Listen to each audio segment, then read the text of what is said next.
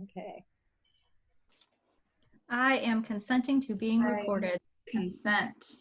It's a neat little feature that I haven't seen before. I think it's new. I think it's Are we recording? Yes, we are recording. now. Action. Welcome. Okay. Welcome to Grown Up Storytime 136. I'm Emily. I'm Blair. I'm Bree. Take two. Yes, we aren't going to give you the whole spiel because we acknowledge that you have already hopefully heard it last week during one.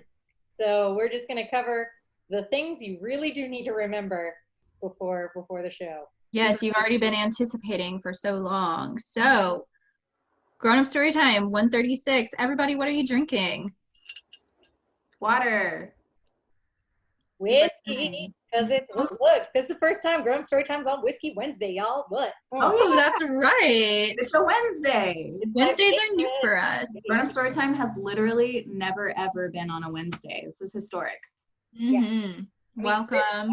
Honestly, cheers. Thank you for being a part of this moment, everybody. I've just got some raspberry kombucha. It's not as good as the ones Emily makes on her own. Okay, so straight to business, you guys? Yeah, get to it. Okay. All right. Thank you guys for coming to Grown Up Storytime 136. As always, we're paying our artists for being part of this Grown Up Storytime, our readers, our writers, our hosts. So if you're able to, consider donating what you would have paid for a ticket, which is normally $7, to our Venmo, which is at GUST Houston. And if you need that spelled out for you, you can find it in the doobly-doo underneath this video. The doobly-doo. I'm gonna start using that. We also want to plug and mention and send love to Rudyard's, which is normally our venue, which you probably know, but they are open. They are open for to-go, carry-out, and dining in right now. So you can go visit them, throw your money at them, wear a mask when you go, be safe, stay away from other people, but they're open for business. We want you to patronize them, and we really are looking forward to when we can be together again at Rudyard's. And they totally did open their new space. It may still be in its soft opening stages, but 6s and 7s is absolutely a spot you can go check out right now, and with your mask, same deal. And from what I've heard, it is it's interesting. Like it's a new look for sure. So, well, I can't wait to go when I can. Yes. In the meantime, thank you for staying home with us. Yeah. And are we ready to throw it to our hosts, you guys? Oh, yeah, let's go to our hosts. Ned and Connor of Effin Rager, thank you for hosting our virtual Grown Up Storytime 136. Love you guys. Woo. Enjoy the show. Oh, thank you.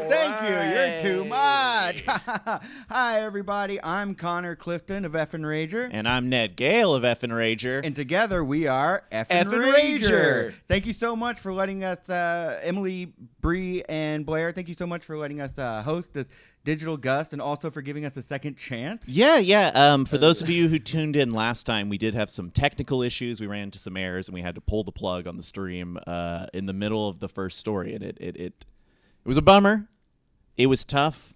So we want to focus on maybe some of the good things that happened last stream. Yes. For those of you who watched, maybe you recalled, we made we had a bit. Yeah, we had a bit. And we go ahead, explain it. Well, I just wanted to say it was a whopper of a bit. It was great. It was about a bathroom. I know, potty humor, but this bathroom joke, man.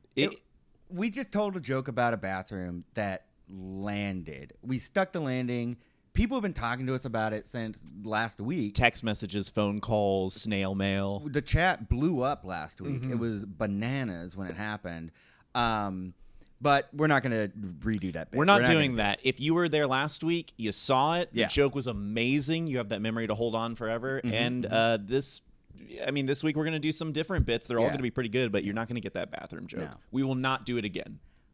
Well, maybe we could okay. Actually, maybe we could do the bathroom bit again. Let's do. Okay, we're not going to do the bathroom bit up top. We're not going to do it now. But if you text the Effin Rager hotline, that's 910-HI-RAGER or 910-442437. If enough people text us, we'll do the bathroom bit.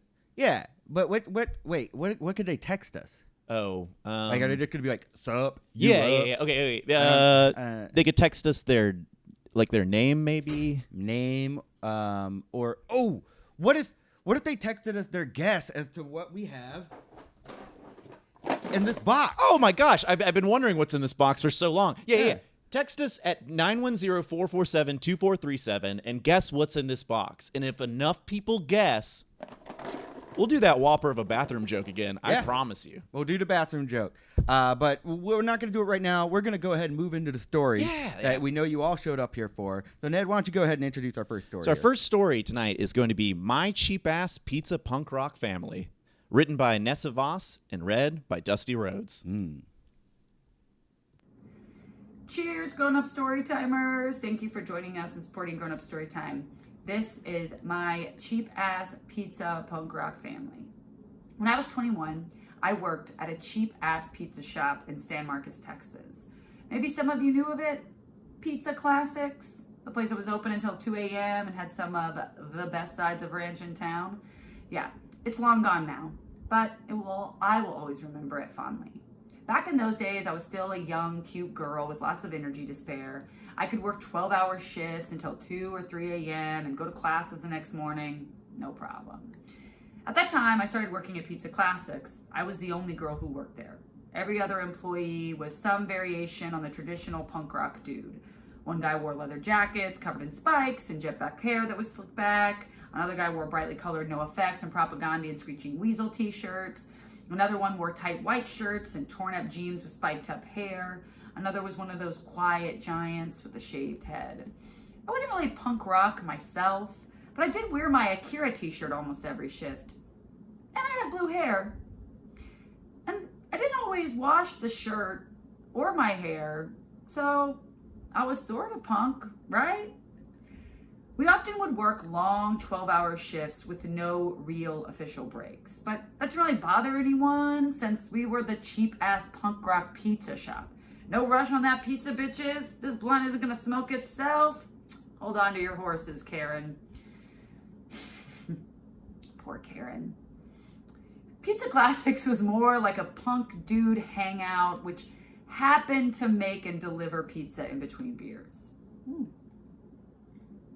The guys often had their other punk rock friends visit, hang out, drink, and smoked while they worked. I loved being in the punk rock orbit of these cool guys. The wild stories they told, the bands they talked about seeing, the fights they had gotten in last week with some skater-ass dickhole. It always felt like I worked with a cadre of tough, older brothers. They never picked on me, even though I was a dweeb in comparison to them. Even their girlfriends who visited the shops, who had more tattoos than any person I had ever seen, they never bothered me. My hardcore pizza family, my punk brothers, it was my close-knit family. And this family was destined to become even closer because of one particular night. I was washing the plastic tubs used to make our famous ranch dressing in the large sink in the back room late at night. It was always dark in the back room, even during the daytime. And being a short girl, I had to bend over the edge of the sink to get to the bottom of the tub. As I did this on one night, I felt a pair of hands clasping my hips and whispering, "Shh, baby. Yeah, you always are looking so good." I shot up instantly, only to feel a crotch slam against my backside and the hands slip up to my boobs. I turned my head to see one of the punk rock friends who frequented the shop. He hadn't even talked to me that much. He never even seemed to notice me, but I guess the sight of me bent over a sink made something in his pants click. He started kissing the back of my neck and rubbing himself all over the back of my jeans. Now, older me, looking back at this incident, wants to think that younger me would have screamed, kicked, thrown wrench, dressing water in his eyes. Older me is thinking of the myriad of ways I could injure this man right now. But younger me, well, poor younger me, she's very insecure, timid, scared, and probably assuming that what is going on right now is her fault. As the man rubbed himself on my backside, I gently said, "Oh, I don't really want to do this. I need to do the dishes. Please, I just need to get home on time." I apologized to him. Yes, I apologized. The man clasped my arms, uninterested in stopping. No, it's okay. Just relax. Don't worry. And more rubbing and groping commenced, with me pinned down on the sink facing a nasty pool of ranch water. Doc Martin's footsteps headed towards the back room, and the man let go and quickly backed away. I was afraid to even turn around lest my face and boobs became more accessible to him. As one of my punk rock brothers entered the back room and entered the walk-in fridge, the man said, "Don't worry about it, baby. It wasn't anything, right? Maybe another time." And he was gone, having dashed out of the shop at record speed. I was mortified. I said nothing, but turned my attention back to the contents of the sink. The ranch tubs got scrubbed. I clocked out, went home, and cried myself to sleep. The next day I was scheduled to work, so of course I came in regardless of the nausea I felt in my gut. I said nothing to my punk rock brothers about what had happened. I didn't want to disturb my punk rock, cheap-ass pizza family in any way. I didn't want to rock the boat. I wanted everything to return to normal. It would be business as usual, I decided. I took my place at the oven and got to work, the same as every other workday. But of course, the man who molested me the night before popped by to say a quick hello to my punk brothers, to either drop off or pick up some weed, and gave me a wink as he sauntered out of the door. And as soon as he was out of sight, I began to cry like a baby, like a blue-haired baby wearing a t-shirt with an anime gun on it. The punk brothers circled me, asking me what was wrong. They had never seen me cry before, never. Near hyperventilation, I spurted out. I was washing the ranch tub, and he put his dick on me, and he touched my boobs. His dick was on me. The ranch tubs, I just wanted to wash the ranch tubs, but he put his dick on me, and I didn't want his dick on me. My punk brother, black-clad leather, said, "That punk-ass little bitch, I'll fucking kill him." My punk brother with spiky hair added, "I always had a feeling he was a fucking prick." The normally quiet, giant punk brother with a shaved head said, "Let's get him. Come on, I'll drive." And every one of my punk brothers left the shop, hopped in an old Chevy, and tore out of the parking lot. The cheap-ass pizza shop was left in my hands for about half an hour. Luckily, it was a very slow night. The punk brothers returned, and all they said to me was, "He won't be coming back here anymore." To this day, I don't know what they did to that man. My imagination told me all kinds of horrible things. They were tough guys with steel-toed boots and pointy clothes. They hit people for fun and mosh pits at shows. Hell, they hit people they liked. I couldn't imagine what they would do to someone that they didn't like. I never asked, because how the man suffered was not my focus. My focus was on the fact that my punk brothers stood up for me, protected me, knowing what that man did was wrong without question. So in my life, I facilitate about what to do. Should I do X or not do X? Well, both are sort of right or sort of wrong. I don't know. I'm sure lots of us struggle with acting on what we think is genuinely the right thing to do. But not my punk brothers. They knew that man knowingly did their dweeb sister wrong, and they knew he had to be punished. Retribution needed to happen. They never blamed me for what that man did and promised to keep an eye out in the future to make sure no one would hurt me like that again. And the only dick that was going to touch me was a dick that I wanted to touch me. And while I worked at that cheap-ass pizza shop, they kept their promise. Thanks, grown-up Storytimers. Bye.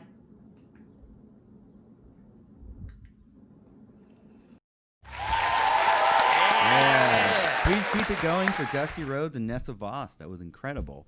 What a story. Yeah. Look, we're looking at the chat. That's one of the cool things that we can do here, audience interaction. Oh, my gosh. Which is something that we do on our show, Effin Rager. Look, we're looking at the chat, and a lot of people are asking us to shake the box. Okay, we're going to shake the box for you real quick.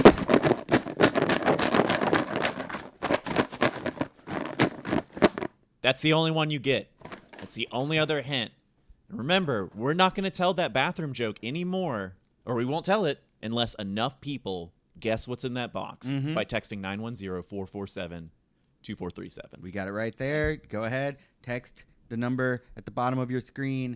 Look, hearing that pizza, hearing that, it's already Freudian slip, hearing that story, thinking about pizza, thinking about bread. I'm thinking about, remember in the pandemic, how everybody was just stress baking and putting it on Instagram So much bread. for everyone to see. Yeah, everyone was making bread, and that includes us. Yeah, we're human. Yeah, we're only Yeah, human. yeah. We started making bread. We went on to we looked up the no need for kasha bread, and we made it. Part of the big flour boom. But- and I have some of my bread here. If you don't Yeah. mind me showing it off Oh, to our please, audience, please. I'd love some critiques if you can. Fresh out of the oven. Let's see so what I you got. actually just finished this right before. It's a 12 Wow. grain or 21 grain loaf. Ooh, it's hot. Yeah, it's real my hot. Careful in the pan. Yeah. Ooh, yeah, Ah, yeah. geez, Okay, put it back on. Look Put at it back this, on. look You at don't want this. to. It's not only is it pre-packaged, but it's pre-sliced. Yeah. How did you make it like that? You have to cook it at just the right temperature, and I'm talking like degrees on the degrees, like 0.7 All right. kind of degrees, and it'll actually form this film around it, and then like latte art, you can kind of just put your finger in it, and I actually drew this logo here. That's my dad playing guitar. Wow. Yeah. Wow. So first try, be gentle. You did a great job, in my opinion. All right. What about you, Con? Yeah, What you I got? also made some bread. Hang on, give me a second here. Yeah. I think I might have added too much of something or not enough of something. You know, it doesn't look that bad. It but looks it's- kind of bad. Even worth the. Ah! Oh no, I don't want to do that anymore. I'm done with bread. I'm done with baking. Baking's canceled in 2020. It's over. Yeah. Now we may Look. be done with bread, but Yeah. we're not done with red. Reading stories. We also, the other joke we had was, well, baking was a bust, but Oh, you know I'm it's not a sorry. bust? GUST. So let's get on with the next story. I saw a different bit and my fangs came out. I was just ready to strike on it. Only on Effin Rager, hosting Grown Up Storytime. Look at this beautiful banner made by Emily Hines of Grown Yeah. Up Storytime. We are very appreciative for this, very crafty. Let's get on to the next story here. Your next story is Deer Day, written by Jessica T. Brown and read by Brittany Crowe. Hi, I'm Brittany Crowe, and I'll be reading Deer Day by Jessica T. Brown. It was the day before the 4th of July, and I was ready to get the fuck outside. In 2019, I moved halfway across the country to weird and wild Oregon. I only visited Eugene once for my interview before I moved here. I assumed all the knowledge I accumulated from Wikipedia, Reddit, and university blogs was enough to know what living in the city was like IRL. En contraire, mon frère. The Valley of the Sick was initially stolen from the Kalapuya people and eventually became a safe haven for runaway Confederate soldiers and Klansmen. The KKK held their first parade in the 1992 down the block where I live.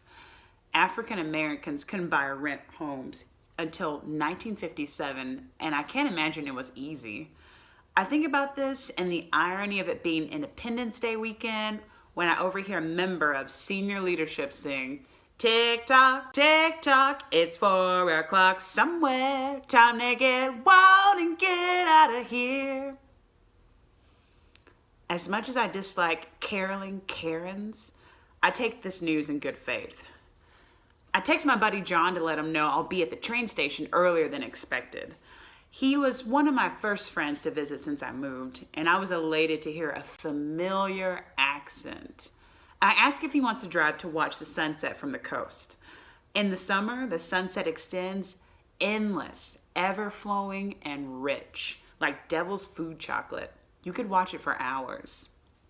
Excited to be in Oregon for the first time, he happily agrees and we make our way. I should mention, a few weeks before he arrived, John called to tell me about an alarming revelation. He was recently stung by a wasp at a work party, causing his arm to swell to the size of a plump piglet. "I guess I'm allergic now," he said. I assured him in all 6 months I lived in Oregon, which mostly consisted of winter and spring, I hadn't seen any wasps, so he was totally fine. Before we leave for the coast, we double check we have everything. I remind him, we're driving into the woods for an hour. There aren't readily available gas stations, and everything outside of this town is Trump country. So I'm not stopping. He says he has everything, and we are good to go. About 10 minutes outside of Eugene, I'm driving down an old forested road, and I hear, fuck!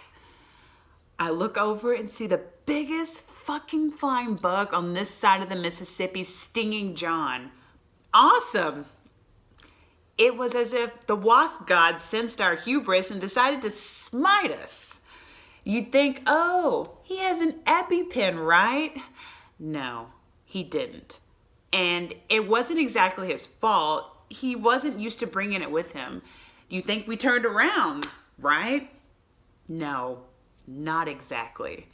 He swore up and down that the thing that stung him was not a wasp. It was a bee or a hornet, but not a wasp. He said, we're good to go. Let's just keep going.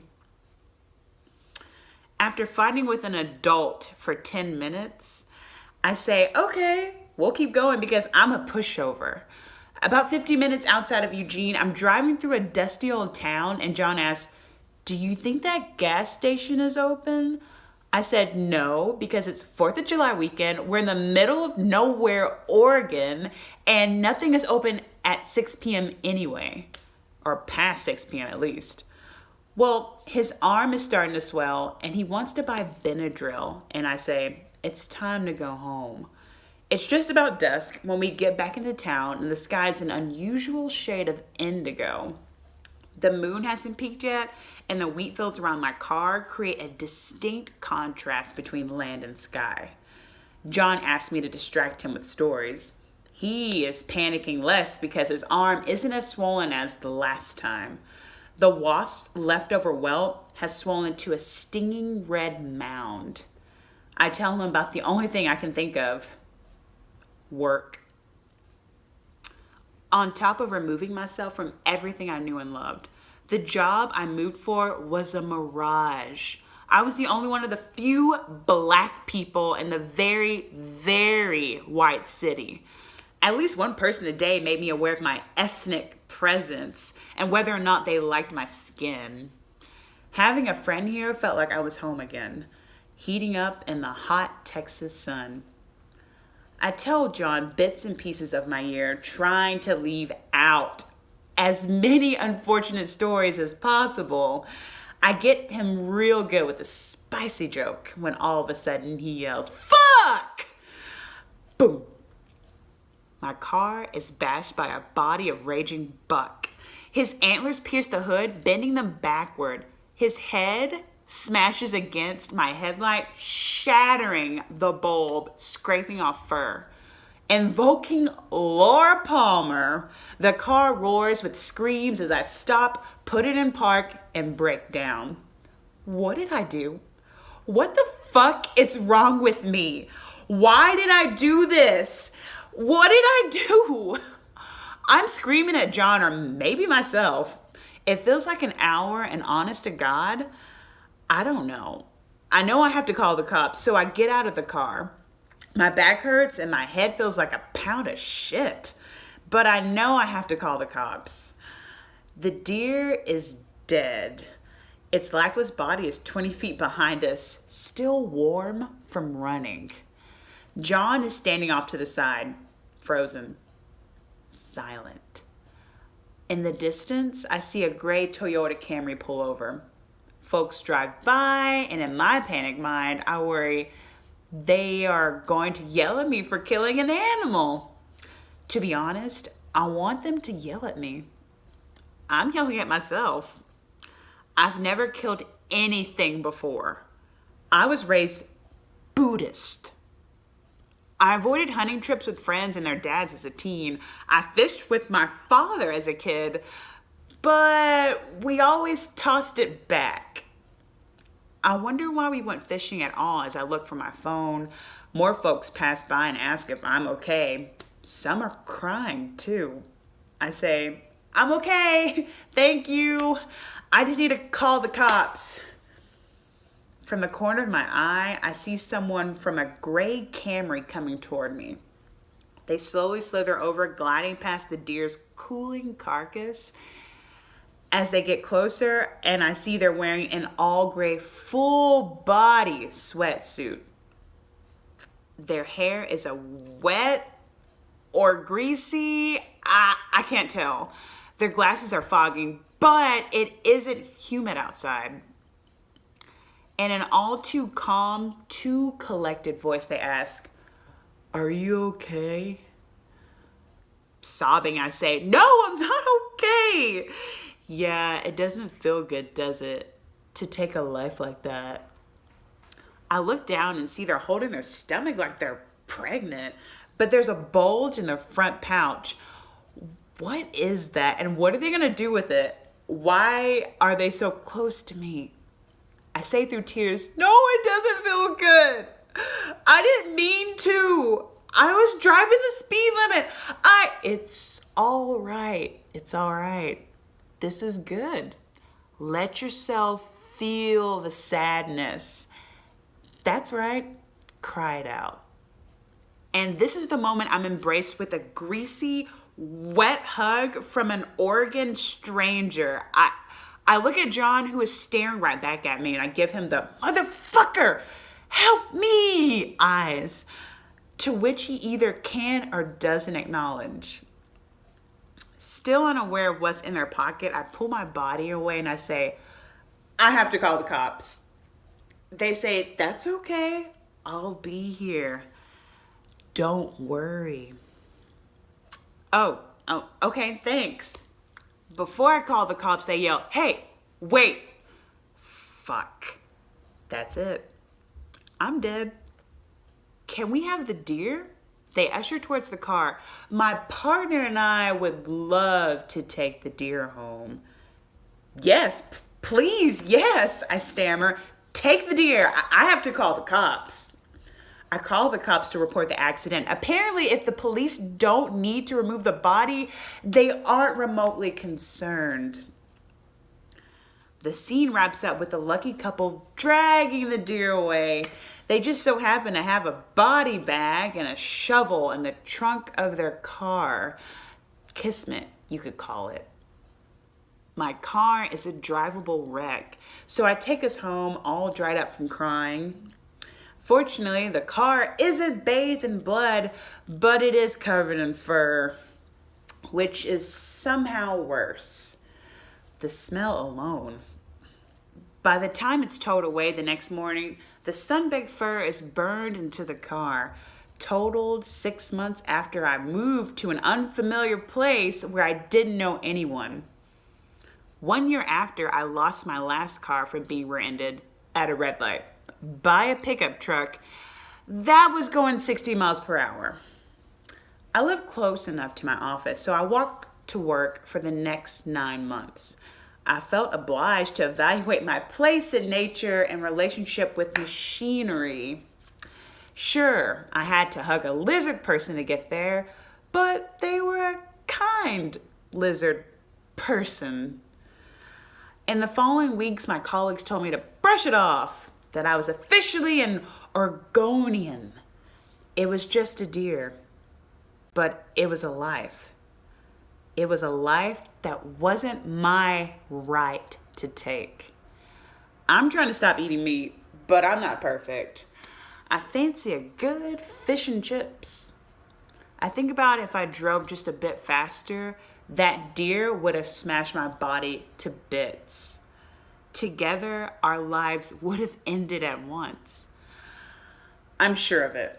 My car is sure of it too. Every time I drive down Willow Creek, I think of Deer Day.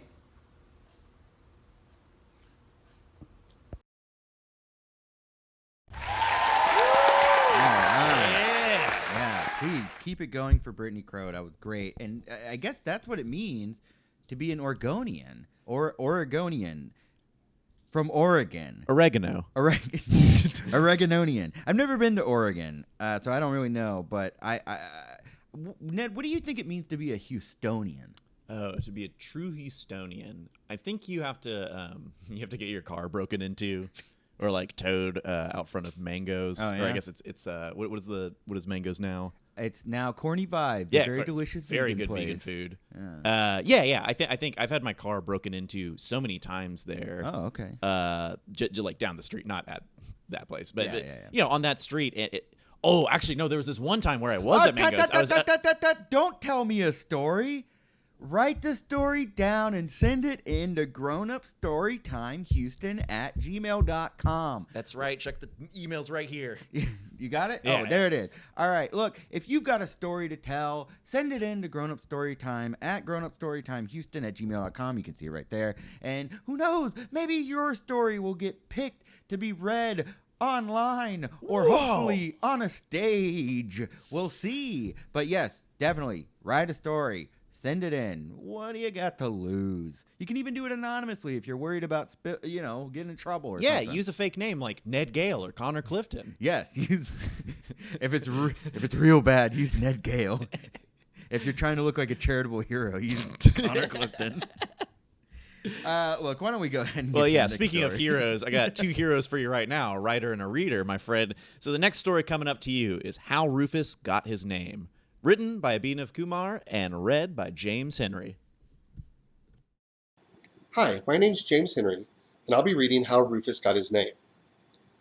Roofus always hangs his head low to the ground whenever we go for walks at night.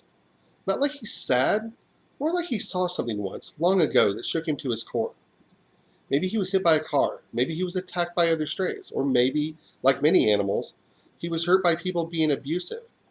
Whatever factors outside his control that shaped him, 11 years later, Roofus is still an adventurer, ready to go outside even if that's where he just came from, ready to sniff everything, even that turtle he's terrified of, ready to sneak away and crash another dog's private backyard birthday party, even if he doesn't know anyone there and he wasn't even invited.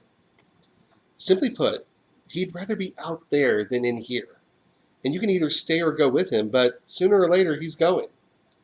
Still, if it's late and we're outside, he always hangs his head real low, almost as if to say he learned a valuable lesson from his days as a struggling stray. Never trust the streets at night. It's fortunate someone rescued Roofus from the heartless, blood-soaked stench town we all know as Victoria. I'm just kidding, I've never been there. But it's also surprising they decided to relocate him not to a shelter near San Antonio, and not to the great doggy daycare in the sky, where a never-ending buffet of expertly curated urinary and fecal scents are routinely spritzed at the feet of a million heavenly fire hydrants, and a limitless supply of bacon-wrapped rawhide gently rains from the clouds to all the friendly boys and girls. Instead, whoever found him sent him 130 miles northeast to the Bark Animal Shelter here in Houston. Once he settled into his new 5-square-foot studio apartment, Roofus caught the eye of none other than local comedian Eliza Friedrich. You might know Eliza. She was a founding member of Vogue Improv, the comedy troupe from which our Interloop improv scene derives its roots. Eliza used to perform with Vogue at Rhodes, Avant-Garden, and a bunch of other places in town. But comedy wasn't the only thing in her life. There was also a guy. And, in the magnificent search for love, one of the ways Eliza decided to grow was to adopt a dog to prove she was a nurturing person. She and her friend Maureen visited Bark one day and returned with a small, scrappy, 25-pound 2-year-old Cocker Spaniel mix with a defining feature uncharacteristic of the breed: piercing, snow-blue galaxy eyes. Hence his name at the time, Blue. The two brought Blue over to Traeger and Elian's house. Traeger and Elian lived in the heart of Montrose near Brazil in a fourplex on Hawthorne Street, where a group of friends had already gathered, including Eliza's crush. Upon arrival, Blue immediately ran up the balcony on the third floor. Overflowing with energetic curiosity, he squeezed effortlessly through the banister. Now, having just come from Victoria, poor boy was probably not aware of what life is like so far above sea level. With the balcony behind him, he struggled to grip the shingles, tumbled down the rest of the roof, fell 3 whole stories, and slammed face first into the concrete below.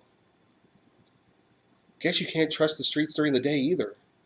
Blood trickled from his chin as the gang of friends watched in horror from above, 3 stories away, and stunned at the fact that this newly adopted puppy was probably dead.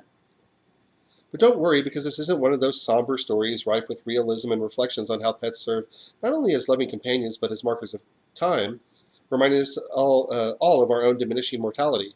Nothing so jarring. In fact, there doesn't seem to be anything realistic about what happened next.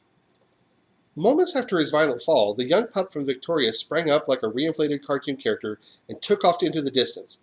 Eliza, Maureen, Tregor, Elion, Skeltone, Mantwin, Jenny, Jerry, Otto, Jamie, and everyone else who was there snapped out of their collective stupor and ran downstairs. But by the time they were outside, Blue was already gone. I don't know if you've ever experienced this, but sometimes I have a little trouble standing up. Not from anything strenuous, just from vegging in a chair or on a couch for too long. My leg or foot might be asleep, and I might even get a head rush if I stand up too quickly.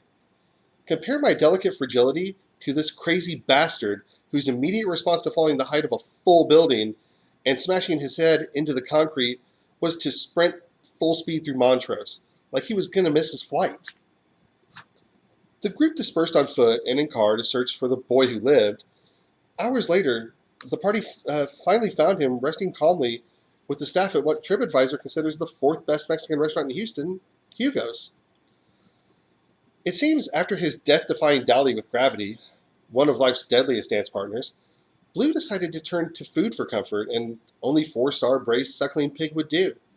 He bolted east on Hawthorne for a few blocks, but instead of continuing on Hawthorne and crossing the relatively harmless neighborhood Mandel Street, he abruptly hooked a left and miraculously cheated death a second time by crossing the pre-corona clusterfuck we all fear and love and know as Westheimer. The gang retrieved Blue from Hugo's and brought him home. A trip to the vet revealed that everything seemed to be fine with him, except for his scraped bloody chin, and that's why, ever since that fateful fall, we call him Chinifer. I'm just kidding. Eliza felt guilty, however, for what had happened on her watch, and probably horrified that it had all happened in front of the guy she liked. Thinking 2 people could take care of a dog better than one, she gave Blue away to Tregor and Elion, the very friends from whose roof he had fallen. And that's why, ever since that fateful fall from the roof, we all call him Roofus. Thanks.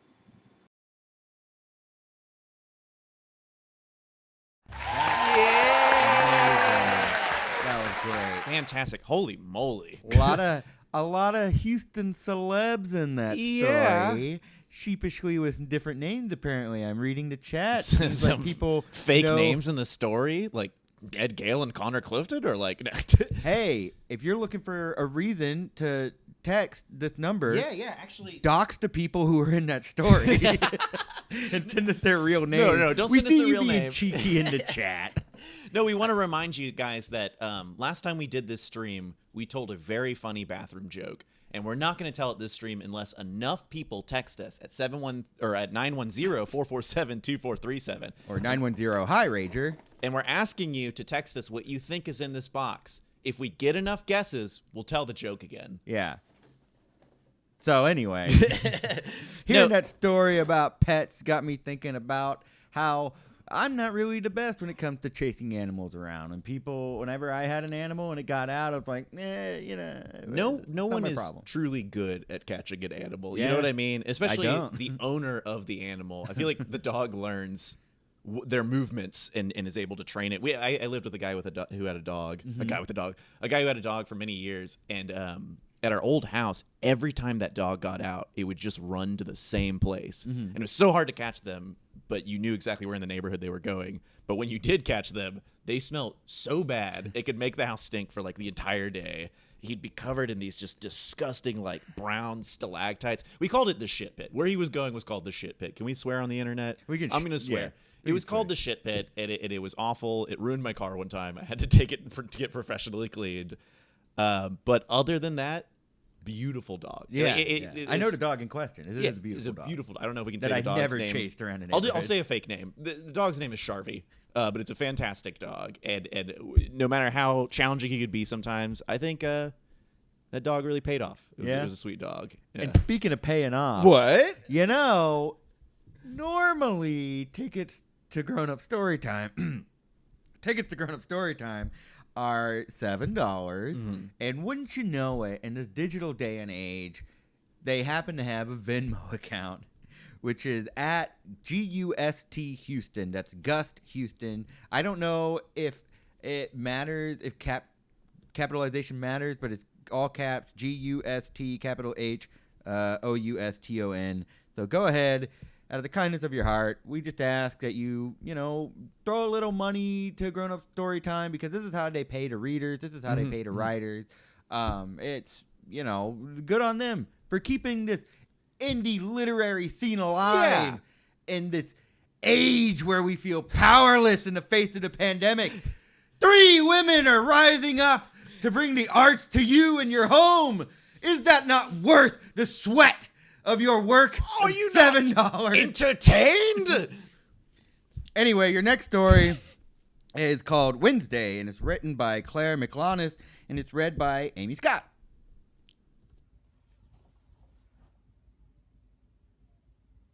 Wednesday by Clare Miklaunus. It was the springtime of 1991 in the San Geronimo Valley, USA. The lush green new growth of the surrounding rolling hills and the golden sunbeams filled my bratty, scrappy 8-year-old heart with a beacon of hope for a more pure and ideal future. I had brushed my hair and teeth thoroughly that morning and adorned myself with clean white socks and my fresh underpants from the Days of the Week set. I still kept this set in the plastic packaging that it had come in and utilized all of my Montessori-taught fine motor skills to roll them back up the way they were originally packaged. I stored them this way after each laundry cycle. Today was Wednesday. It said so in lavender on my butt, and anyone who knows me can be confident that I always wore my undergarments in an orderly fashion. Today was the day I would be bold and brave. I would muster the porridge to look into the eyes of my beloved and speak words. I located my opportunity amidst the bustling commotion of pencil sharpening period. All of the students in my class had just received new pencils of various colors from our teacher as a kind and generous gift. I arose casually, avoiding any clumsiness. I breezed over towards the pencil sharpener, honing in on my beloved as he returned to his seat. I aligned our coordinates. So, what color did you get? I asked him, fawning only half interest. He lifted his pencil halfway, distractedly, and muttered, "Green." A slight smile broke across my face as my mind raced to think of something positive but not overtly sweet to respond with. As I was about to speak again, a boy named Kevin, let's call him Kevin, because that was his name and still is for all I know. Kevin quickly circled around behind me, and as my mouth opened, he deftly grabbed my legging skirt set from the hem and ripped them down to my sock-clad ankles. He, too, had acquired those Montessori fine motor skills. It was Wednesday, and everybody could see that now. The classroom erupted in shrieks of laughter, giggling, and finger-pointing. I froze, my pencils clattering to the ground, rolling away in various directions. An icy, white-hot sensation engulfed my entire person. With my mind absorbed in the whiteness, I grabbed for my skirt and haphazardly hoisted it up to my armpits. At last, my legs broke free from their paralysis, and I lurched forward into a sprint for the classroom door. Never to return again, I swore to myself, as my knobby knees bashed into multiple furnishings along the route. This incident ushered in a new era of my life, the age of overalls and boy briefs, of flannel and Converse high tops with writing on them, of Kool-Aid dyed hair and safety pins. Lots of safety pins. All right. Oh, that was fantastic. Thank you so much. Please keep it going for Clare Miklaunus and Amy Scott. Ned, we have been in quarantine for 10 weeks. Yeah, something like that. That's It's like it's in March? the double digits, not quite triple yet.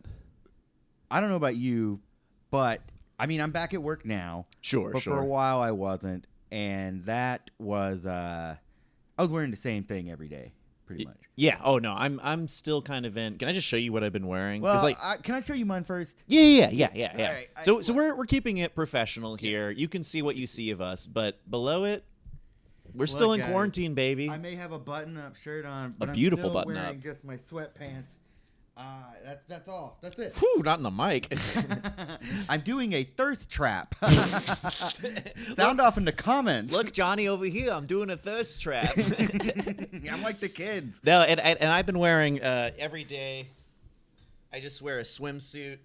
It's easier to shower in. You don't have to take the swimsuit off, so it's just like less time wasted. You don't have to do it for the restroom either. But Ned, why a swimsuit?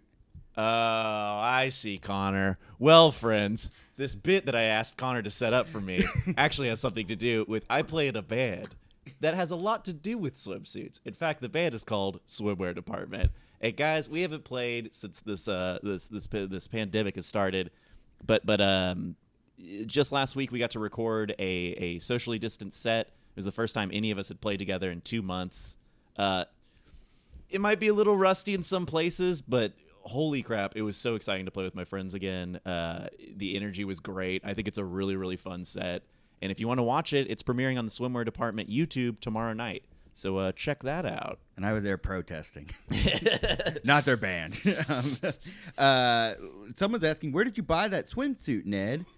I was given this swimsuit by Matt Graham. I actually don't know where he found it. He just threw it at me one day before a show. The singer of Swimwear Department. You do have a lot of great swimsuits. The game is collecting as many as possible. Go check out the live stream that they did. Support Swimwear Department. Support Grown Up Storytime. Support local artists who are trying to make stuff in this time. And support yourself. Yeah. Come on. Do some self-care. Take a bath. Yeah. Eat a pizza. Or some real self-care. Listen to another fantastic story. Yeah. In fact, we've got one for you right now. Your next story is Mitten, Louise, written by Mona Malone and read by Andrew Barrett. Good evening.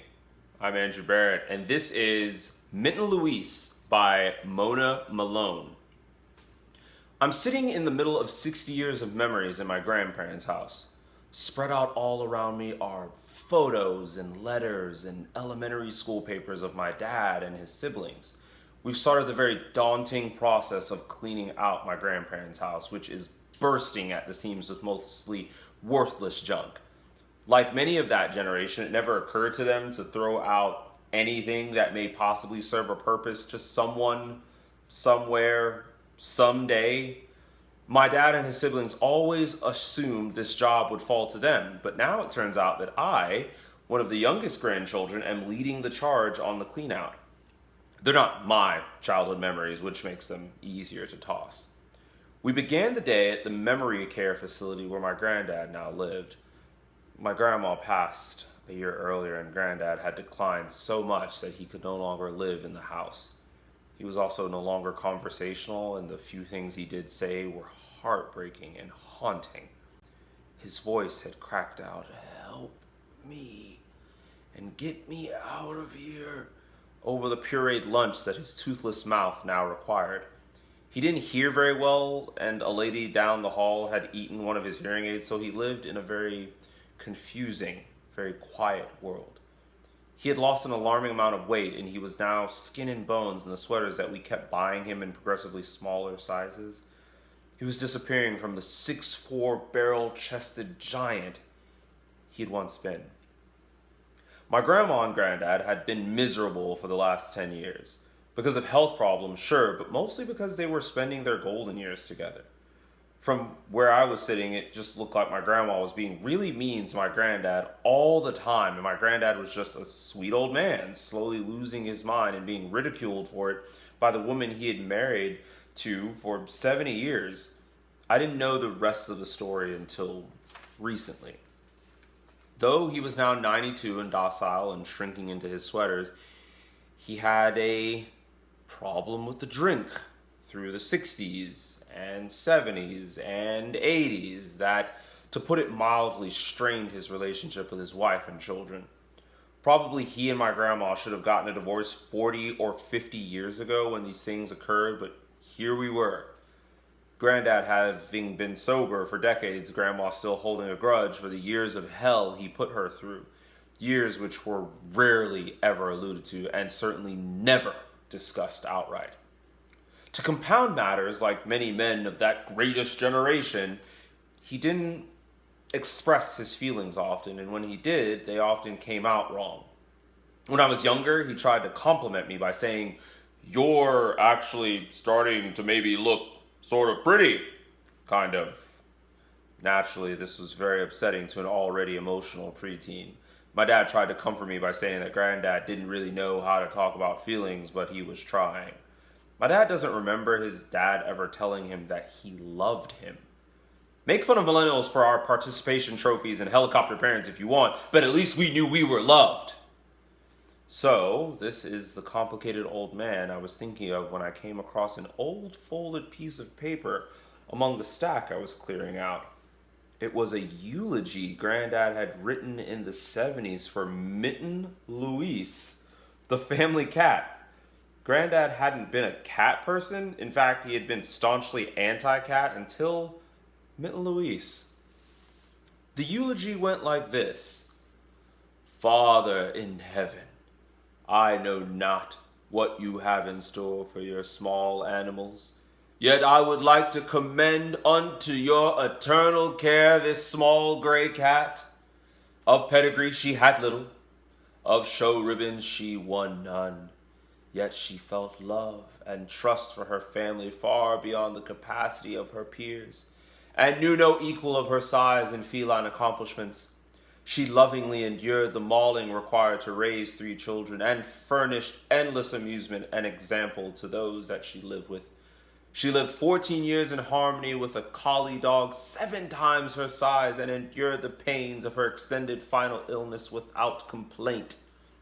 Surely, Lord, a cat of such virtue is beyond price and deserving of great reward. And can I be so bold as to also report that she does dearly love to have her backbone rubbed and her tail pulled." 2 things struck me. First, my granddad had beautiful handwriting. And second, he expressed more tenderness for this cat in 1 page than he had for a lot of the humans in his family over a lifetime. He wrote this during the time he had a problem with the drink.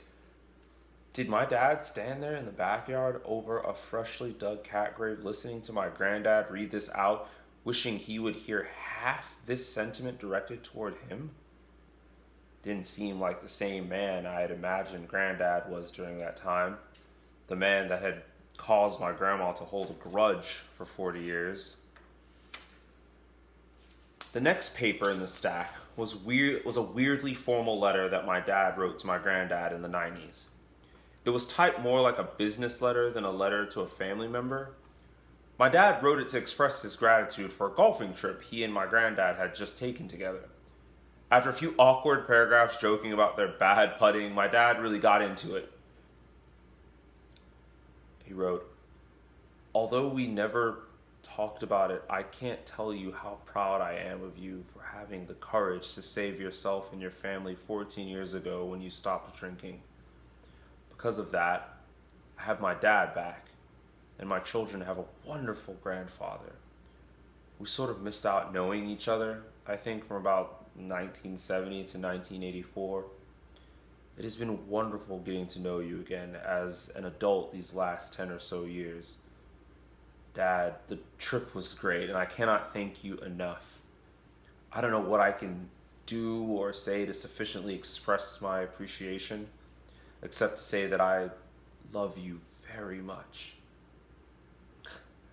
I'm proud of my dad for putting it into words what had been dealt with in silence for decades, for swallowing his pride and speaking words of love to his dad, even though his dad had never said them to him. I showed the letter to my dad. He read it, gave it back to me. We didn't talk about it. I don't know if he and Granddad ever talked about it either, but I wanted him to know that Granddad had saved it all these years. so it must have meant something to him as well. Thank you. Keep it going for Andrew Barrett, everybody. That was great. Hell of a story. Love a good Mona Malone story. Yeah. Very prolific writer here in Houston. Very funny. Man, all those talks about memories. Mm-hmm. You know, we've had all this free time since the quarantine has started, and I've had a lot of time to, take some time to look back at old memories. And I've been looking at old photos. I wanted to share one right here. I actually have a photo of my parents I wanted to show you guys. Okay, let's see it. Check it out. Oh. Aren't they beautiful? Do you see the resemblance? I do see the resemblance, you ugly mother. Okay, well, have you been you looking at look any great, photos or anything, Connor? Yeah, I've been looking through. Hang on, I got my photo album here. Ooh, that's a hell of a photo album. Yeah. Almost you got pictures falling out of it. Yeah. That wasn't the plan. No, I choose to commit to the bit. My man. Anyway, I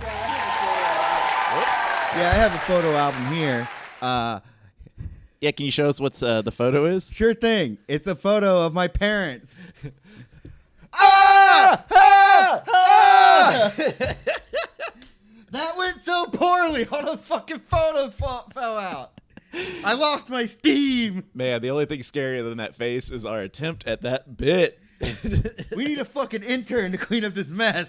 But guys, it's always good to look at pictures and memories. And speaking of which, you can actually do that on the Grown Up Storytime Instagram. That's right. Head over to Instagram and check out @GrownUpStorytime to see some cool throwback moments that will make you remember some of your favorite stories. Yeah, it'll be at great. GUST. And speaking of favorite stories, I have a feeling that your next story and our last story of tonight is going to be one of my favorite stories. It's written by Brendan Bourque-Sheil, and it's read by Blair Ault, and it's called Who Farted on the Orient Express.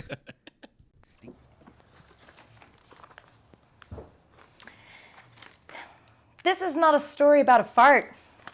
It's a story about group psychology and how to master it. But it does begin with me farting. So I was substitute teaching all day at a middle school, and in my rush to get there in the morning, I grabbed the only food in my apartment, some days-old coffee and a big sack of gas station trail mix that I'd been living off of for about a week. It was a dark time in my life. Let's not linger on the biomechanics. You know what happens to a human body when bodega cashews collide with fermented coffee in the intestinal tract. By the time lunch was over, my insides felt like a New Orleans swamp where voodoo priestesses hide their bodies.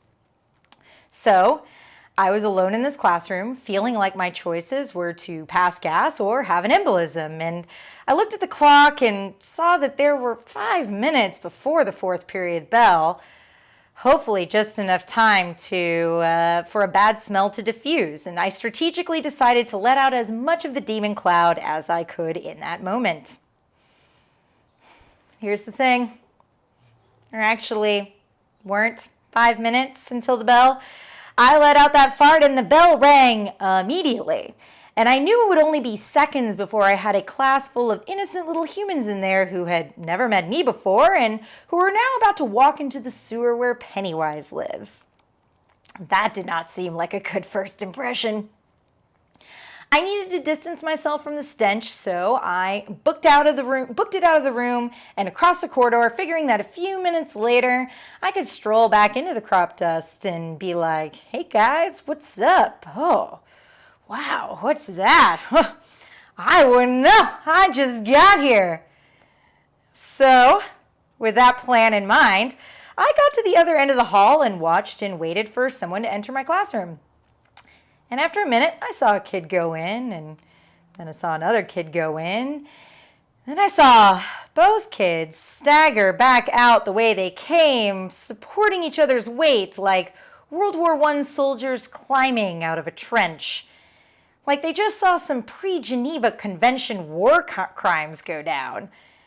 And they sunk to the ground in delirium, and I thought, okay, this is pretty bad, but there's nothing that directly links me to the farts, and pretty soon it'll die down. But a minute passed, 2 more kids went in, And their reaction was even bigger than the first two kids. They didn't stagger out. They crawled out, like they were escaping at the end of a Saw movie. And every new kid who walked into the room walked out with an even larger reaction than their predecessors, forcing me to wonder, is it somehow getting worse in there? Is the odor escalating like a tsunami? Is this going to have an impact on the biosphere? Is Greta Thunberg going to get mad at me for this? Pretty soon, the 5-minute passing had ended, and there was an entire class of kids outside the doorway, groaning, shrieking, waving their hands in front of their faces, and stumbling around like Victorian ladies with a case of the vapors. I started to feel this very physical dread in the back of my neck. You know how memories sometimes live in your body rather than your brain? And that's what this was. The memory of the fear I used to have in middle school around farting and the public shame ritual that always went with it. And that's when I realized, of course the fart's not that bad. This is not a Nicktoon from the 90s. Farts can't physically incapacitate people. The smell has very little to do with what's happening right now. What you see when you watch middle schoolers react to a fart is a minor form of mass hysteria. It's a little glimpse into the same kind of toxic groupthink that led to the Salem witch trials and McCarthyism. Phase 1. A kid says he smells a fart, and every single person is terrified of getting blamed for it, so they all immediately make a Shakespearean display of being disgusted. Even if they don't smell the fart, even if there was no fart, they have to pinch their noses and double over and pretend to choke back vomit and be seen doing so. Then comes phase 2. Fart on the Orient Express, where somebody goes, guys, the farter is one of us. They're in this room right now. And everybody looks at each other and starts flinging accusations and citing this weird old schoolyard folk wisdom like he who smelt it dealt it and he who denied it supplied it. And those two rules, of course, contradict each other, and that's the point. The argument's designed to go around in circles and implicate everyone, drumming up more fear at every turn. And by the way, every kid knows this. They know it's a fake reaction to a natural bodily function, but they also know that pointing that out is the fastest way to turn the Inquisition onto themselves. Which is how we get phase 3, the torch and pitchfork phase, where the group converges on a single supposed culprit who, of course, denies it, but that doesn't matter. There's pointing and grimacing, and if these kids had more resources, there'd be a nun with a bell chanting, shame, shame, and rotten produce to throw. So this scapegoated child watches all their peers turn on them, and inside their brain, a little mental illness sapling gets planted that no amount of Mr. Rogers' neighborhood will ever be able to root out. It's the middle school version of being canceled. And I realized if I didn't get in there soon, that's what was going to happen to one of these kids. It was my job to look after them for the next hour, and I couldn't let that happen. So I charged in the middle of the maelstrom and shouted, "If you can hear my voice, clap once." And they clapped. And I said, "If you can hear the sound of my voice, clap twice." And they clapped twice because you know how groups of people are dumb like that? I said, "Hey guys, I'm Brendan. I'm the sub. Sorry about the smell. It's been like this all day. And as you know, we're above the home ec room. And earlier, the home ec teacher came up here and said they tried to make tacos and it went really badly. So we're just going to have to power through it. Sorry." And it was a bad lie, and I knew it, and I'm pretty sure they knew it too. But I think we all just wanted this to be over, so they accepted it. One kid shrugged and said, "I've smelled worse in the locker rooms," and we all laughed and went inside, and class actually went really well. I saved those kids. I mean, I created the problem I saved them from, but I still saved them. And if I'm being completely honest, I think saving kids from the problems that you and other adults created is what teaching's all about. Thank you. Okay. Hit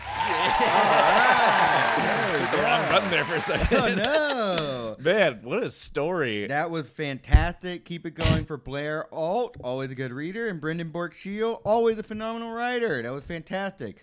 Well, that about does it for our show. That was everyone. Don't forget to follow Grown Up Storytime. Oh, yeah. Let me throw up that Instagram. It's back up here. Let me throw up that email back up here. I got to move it. Oh, no. Oh, did we lock it in? I just kind of put everything above. Okay. There it is. And then let's put that Venmo up there as well.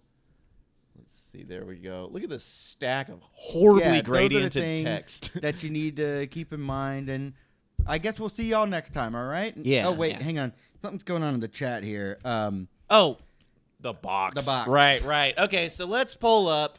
People are asking about the joke. Yeah. So for those of you who are asking about the box, look, we did get enough text. Yeah, we actually got enough text to do the joke. We're going to tell y'all the joke. We're going to tell you the joke. All right. Let me set the scene. So it's last week. It's Tuesday, regular GUST time. Connor and I we don't know that we've royally fucked the show up yet. So it's not our fault. Yeah, it's not our fault. It's internet problem. No, so we're feeling pretty confident. We're ripping it. We're live. We're killing it. And it gets to the point where we're talking about like show etiquette, and we're kind of like lampooning on the fact that we're at home, and usually this would be at Rudyard's. Right.